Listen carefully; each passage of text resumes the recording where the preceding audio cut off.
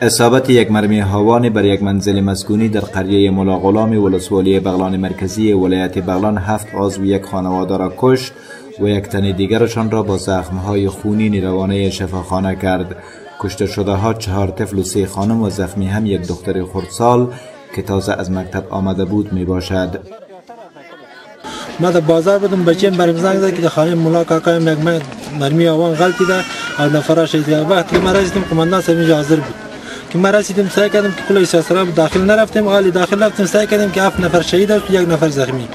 قماندانی مسئول پوسی همین تپه دیگه این خیلی جنگ بود، این مردم غریب مردم بود، این دشمن از زیر قیوان زد از پوسه سر کرد در این داخل یهودی خورد.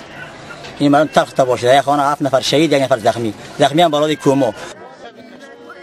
از این خانواده 9 نفری تنها مرد آن که در بازار بود زنده مانده و همین دختر 10 ساله مجروحش که در حالت کوما به سر میبرد.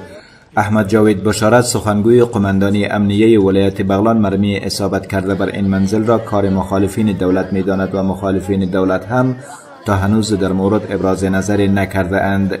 دشمنان مردم افغانستان همیشه رحم ندارند، همیشه این کرونا پرتاب میکنن، مردم بیگناه بیچاره غریب بیچاره همیشه جانشان میگیرن.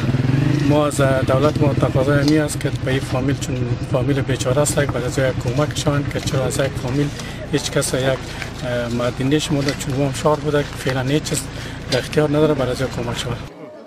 مدت قبل 8 عضو یک خانواده مانند اینها در انفجار ماینی در همین ولسوالی جان باختند و در طی سال روان 10 تن دیگر از مردمان ملکی اکثرا زنان و کودکان در حوادث مختلف جنگی در ساحات مختلف از ولایت بغلان کشته شدند، از اندراب تا دند غوری و دند شهاب الدین و از بغلان مرکزی تا برکه و نهرین. همه چیز این مردم با همین خلاصه می شود که طالبان آنها را شهید می خوانند و دولت هم با اعطای مقدار پولی به بازماندگانشان رفع مسئولیت می کند.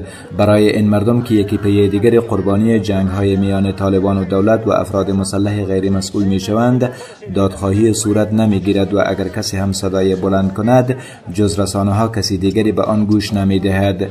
بشیر احمد غزالی، رادیوی آزادی، ولایت بغلان.